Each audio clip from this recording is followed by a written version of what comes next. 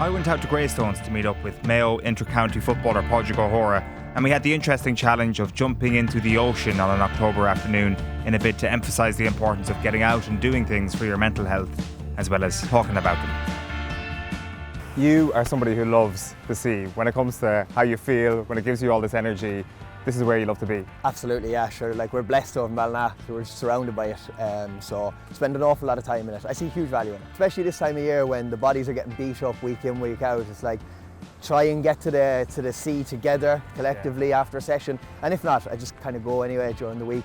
Was that always the case when you were growing up, that like sport makes me feel so much better and that's why it has to be important to me? Yeah, I think it's unbelievably important. It's been kind of it's been part of my life the whole way through from day one, be it individual sport or team sport. Like, I work in youth justice too, so I work with a lot of young people, and one of the key areas that we look at, education being one, but the other one, it would be activity and sport, or something that connects you with the community. So you've got another peer group, or you've got some activity, something weekly that's kind of bringing you to the table again and keeping you involved with people.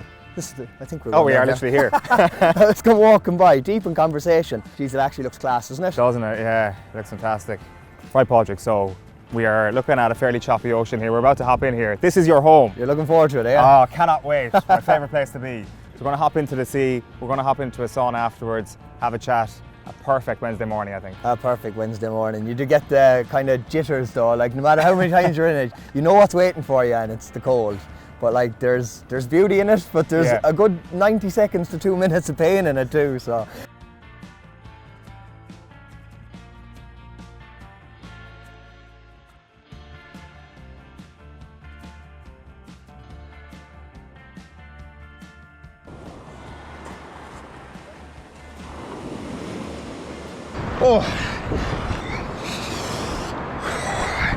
Ty Kennelly was talking about this thing that sports people have called his body armour, that men have quite a lot. Is that something that rings a bell with you? Is it something that you resonate with, the sort of the shield that you put up? To get through kind of life as well as anything else? Yeah, I think everybody does, and so some people, you might call it resilience or whatever, and like some of us have a lot, some don't. But there's chinks in everybody's armour, you know. I think no matter if you're an elite sports star or you're not, like, it doesn't really matter. You know, times come where life is really challenging, and that armour that you're talking about gets challenged, and you find gaps in it. I think it's important then that you're aware of them. Yeah. And that you know how to kind of battle through when you need to. It's probably something that's present for any man, as much as it is in a sports sense. But there's probably an added sense of it in a GA dressing room, or am I being stereotypical there? I don't know. I think like men's health obviously is a big point. It's undeniable, I suppose, that there's significant challenges that face everybody, but men in particular. We lose an awful lot of men to suicide yearly, and I suppose the mental health decline is nearly undeniable at this stage. And I think the GA is a place where I suppose you're fortunate enough to be around a lot of guys, peers. Like the GA dressing room can range from, in our own dressing room, with guys 38, 39, all the way down to 17, 18. And I think there's a lot of value in that. But generally, do you think we're happier, we're a bit more hopeful when we're 17, 18 than we are when we turn 30? Yeah, I think that innocence leaves us even earlier. You know, as you start to get into your teen years and society dictates kind of what you should do and what you shouldn't do, and you know, I think there's a lot of hard stuff out there, and it does harden us, and maybe we need that to get through. But yeah, that innocence, you'd really miss it. That bowing to societal pressure and all that, you strike me as the type of fella who doesn't bow to it at all. I, just like everybody else, still worry about other people's opinions and all of that side of things too. It does exist, but a big part of me tries to be true to myself, like, and I spent all of my teen years definitely trying to fit in. I came over from England, didn't have a whole pile of friends, acted the man, you know, acted up to what I think people want to see, and I still think we all do that a bit, but geez, I do spend my time trying to be myself. Yeah. Definitely, and like, I think that's the only space you'll ever be happy in anyway, you know? Sometimes that's easier said than done for people. definitely. How did you manage to find that? I think it comes from confidence in yourself, like, and that self-belief. And I think you slowly build it.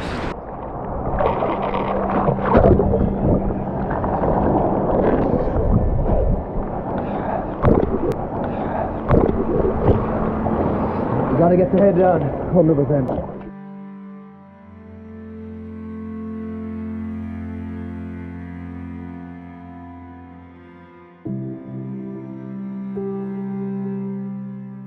Right. How are you feeling after that? Good, actually, yeah.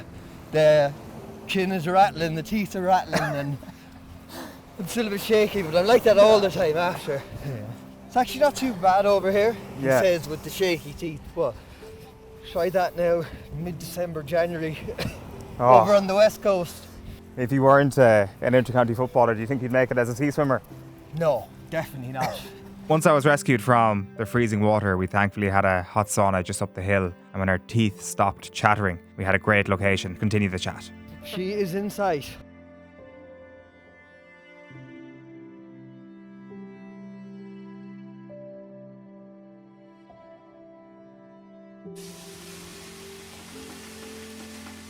This is nice, by the way.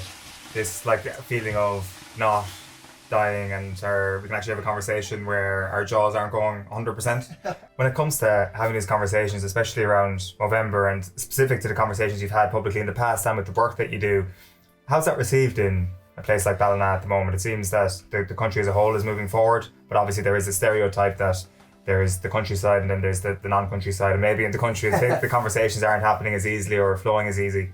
I suppose I can only talk from my side of things and what I see. And I think we're moving in a really good direction. I think the educational piece is probably the most important. When we look at it from a mental health perspective, I work with Mayo Mental Health Association, and a lot of what we do is education, because I think that's where, the real change lies.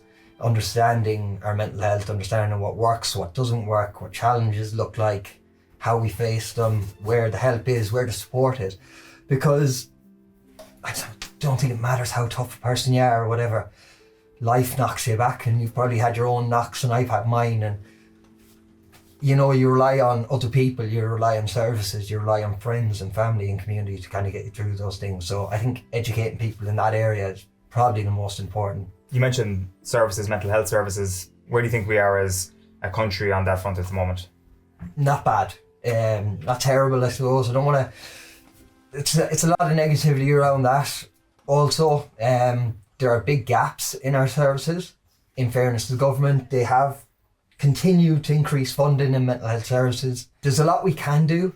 There is still a lot to be done, and I'll go back to it again. I think big focus, the really big focus is education, information, because we are losing a lot of people to suicide every year.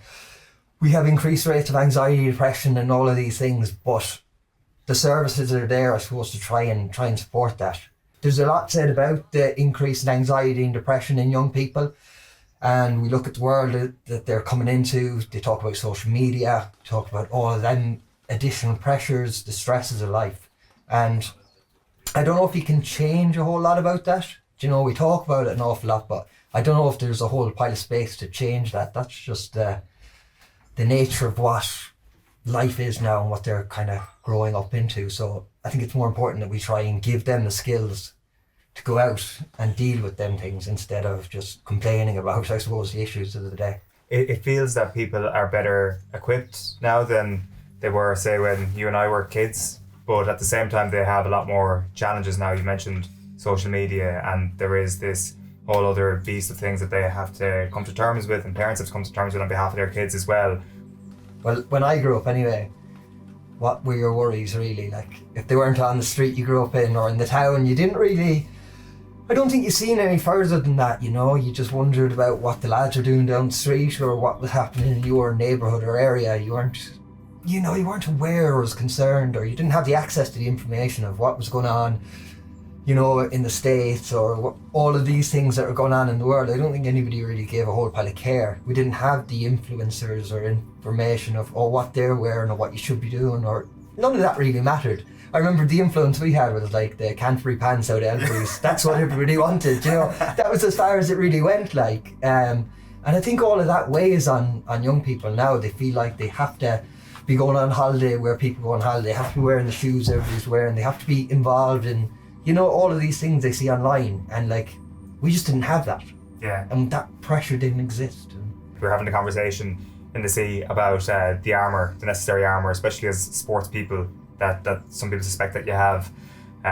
In general, all sports people, actually making that decision to seek help, is that harder, I wonder, because you almost have that high ground of, I am the man, I have this very, very successful athletic career? Yeah, it is. It is. I work in mental health services, as I said. I have good knowledge and understanding of the system and how it works. I have beat the drum myself, telling people to go and get help, make sure you ask, you know all the things, what to do, how to do it. And then when it came to me, I was my actions were quite poor. I struggled for a good long time on my own and refused to say anything to anybody. Certainly wasn't going to open up to my close family or partner or any of that, which I should do, which everybody should do. But it was very, very hard, yeah, because I felt like people would look at me as kind of an emblem of that resilience piece of, he's a tough fella, you know, he's one of them tough guys that gets on with it. And that's kind of how I see myself too. So it was nearly an attack on yourself to say, oh, you're not able, or you do need help. Once I got over that hump and spoke to a close friend, this game, it changed everything. It's so empowering, because when you need help and you're afraid to ask because you're afraid of the kind of reaction or response, but yet the reaction and response is always really positive. And then the more I thought about it afterwards, it made no sense at all, because if you were to turn to me now and ask me for help, like, the first thing I'd want to do is give you that help. And I think that's the same for all of us. So when we're on the side of giving help, it's really easy, and we do it in a heartbeat. I'd do it for a stranger. Whereas when you need help, for some reason, part of you thinks that people don't want to help you. But it's quite the opposite, you know? And I think everybody wants to help. So if you do need it, just ask, because you'd be the first person to give it. What was the shakiness? I just didn't know what was wrong with me. Something's wrong, but you might not know what it is. Maybe there's a light going off on the dash saying, change the oil, but you're like, it'd be grand. And then all of a sudden the engine popped, so you're like, okay, there's definitely something wrong. So you mentioned the panic attack there, and you just want to be in control, right? And that's something that's completely out of your control. There's no exact thing about, you haven't grown up with these conversations about, this is what you do if you have panic attack, like, this is what you do if you have a cough or something like that. Yeah. And I presume, don't want to speak for you, but I presume that lack of control is something that just makes that a very profound moment for you. It was a very weird moment, yeah. Especially because does it sound stupid, maybe you're not expecting it, I don't know. And then also you don't know what it is, maybe. And I've never struggled before. Like, I've never had issues like that before, and the social butterfly, it was always fairly okay. And then it just hit really, really weird, and I couldn't understand it, and I just simply didn't have the answers to it, I was fortunate enough it was a once-off.